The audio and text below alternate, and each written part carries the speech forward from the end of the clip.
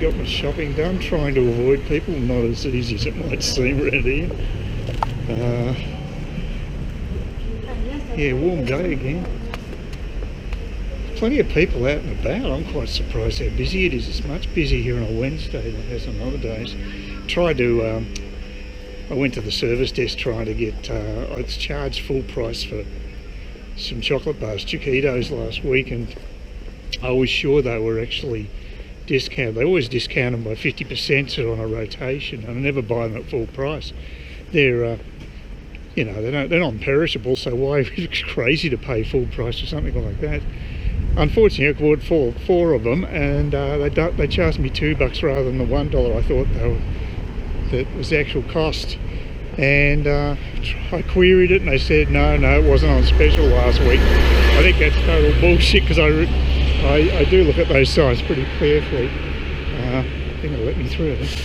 Yeah, so, but no go this time.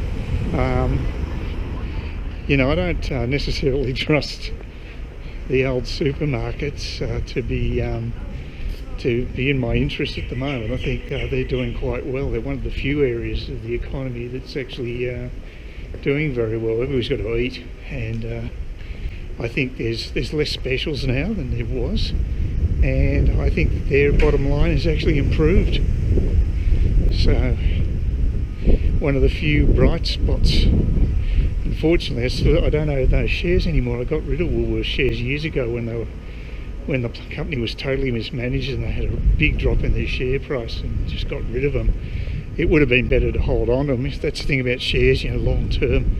It's a good bet, because at least they pay dividends too, because in rough times like this. But who was to know this was going to happen? This is just bizarre. Also checked up on, did a bit of research on SpaceX employees. It's just interesting to see how much they get paid. And this was actually after I heard an interview with a Dr. Zubrin, who's the head of the Mars Foundation, and he's a scientist who has his own company, and he was being interviewed by a blogger, and he said in passing that SpaceX employees get paid 70% of what they get paid engineers get paid in other companies, but they do it for the love of being there. I also heard that read that there's good job satisfaction at SpaceX, but also very high stress levels, and that would be the workload. Someone said that they're expected to work 80 hours a week, which is pretty excessive if that's the case.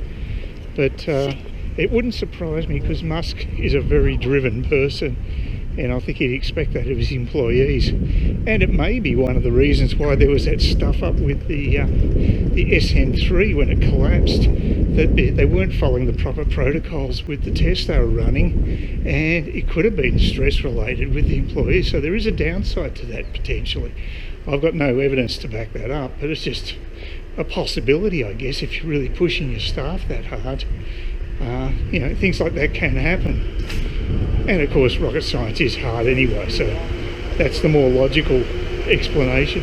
It looks as though we'll be getting another test fire taking place pretty soon. I'd say next week, the way it's going. They're making a lot of progress with the SN4. They even started building an SN5 prototype, so Musk does not waste time. The other big thing we're waiting for, though, when it comes to Elon Musk, is his battery day. And that's all about the improvements in battery technology for his Tesla motor vehicles. And there are some major advances being made, incremental advances, not radical ones.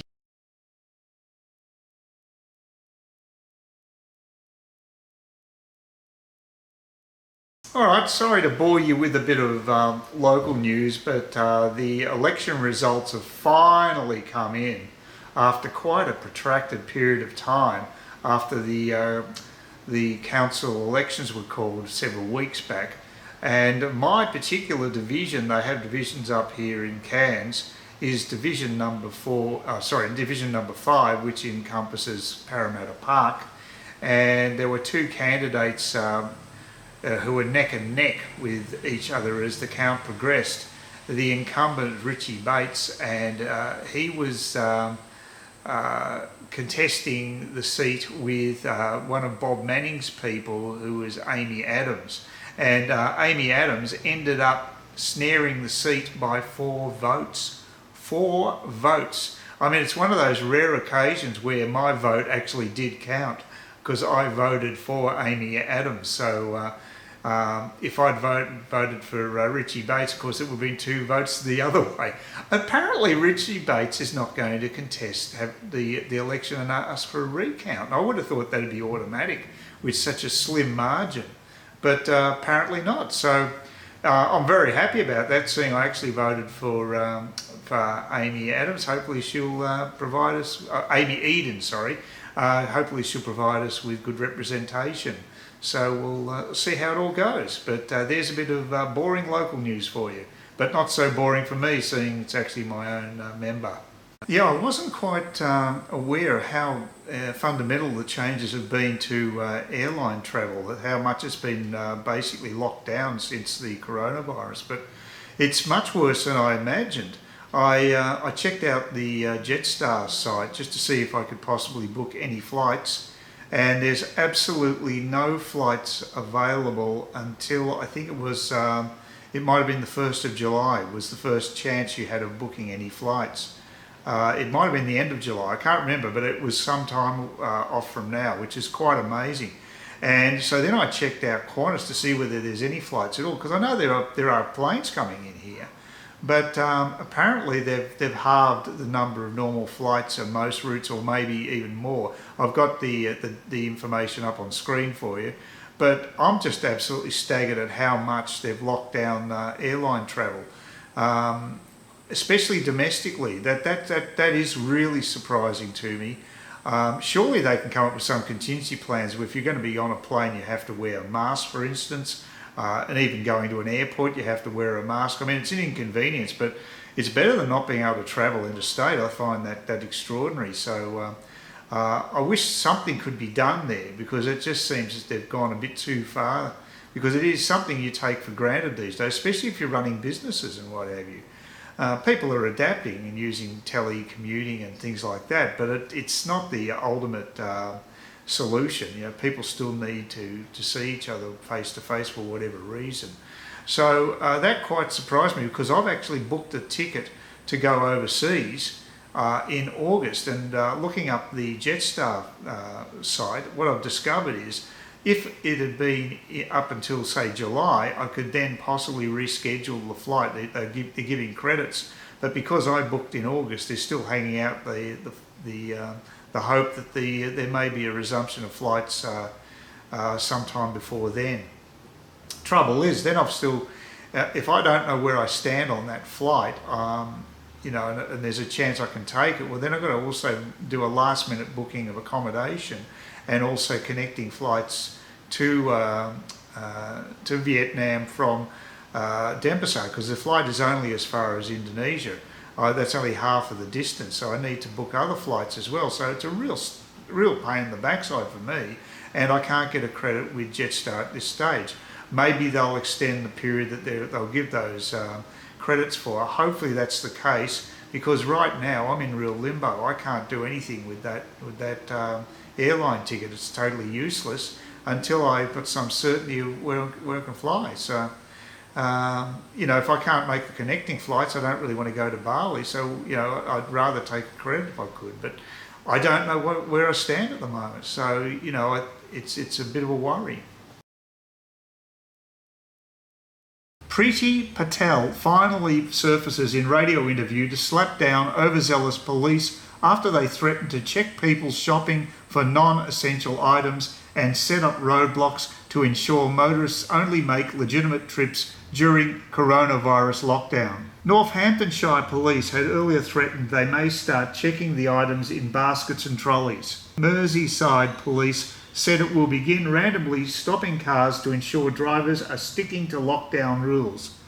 At least 5 chief constables are backing more stringent restrictions and clearer rules to enforce lockdown. But the Home Secretary, Priti Patel, this evening categorically ruled out giving forces any more new powers. She said checking trolleys is not appropriate and urged police to avoid heavy-handed law enforcement. Social distancing. Can you sit down at the park? For anyone stuck inside, heading outside can be a welcome relief. But if you want to get some fresh air or sit in the sun for a few minutes, can you stop at a park bench? The short answer is no. The problem is, with plenty of people stopping at the same time, the park ends up with 50 people in it. New South Wales Police Commissioner Mick Fuller said there were a lot of what-ifs, like if you were exercising, which is still allowed in all states in Australia. Asked whether a mother and kids could sit on the grass in the park and let them crawl and run around, Mr. Fuller told the Today Show that that could count as exercise. But again, the problem is, I guess if everyone went down to the park at the same time, it becomes a complicating factor, he said. He said sunbaking in a park or hitting the beach would deserve a ticket. New South Wales Premier Gladys Berejiklian was asking the similar question this morning. Asked if a pregnant woman could hypothetically sit on a park bench, the Premier said they would be encouraged to move on. You've got to be kidding. Obviously, what we're asking people to do, especially vulnerable people, is move through, she said. You shouldn't be stationary, you shouldn't be sitting anywhere, especially if 50 people might be socially distancing, but if they're all sitting in a park, that's not acceptable. Unbelievable. Please consider subscribing to my channel if you think there's anything there of use to you or entertainment or whatever. And either do that or give me a thumbs up, or if you're feeling really energetic, do both. That'd be great. But please don't ignore me. That's the worst thing you can do on YouTube, is be ignored.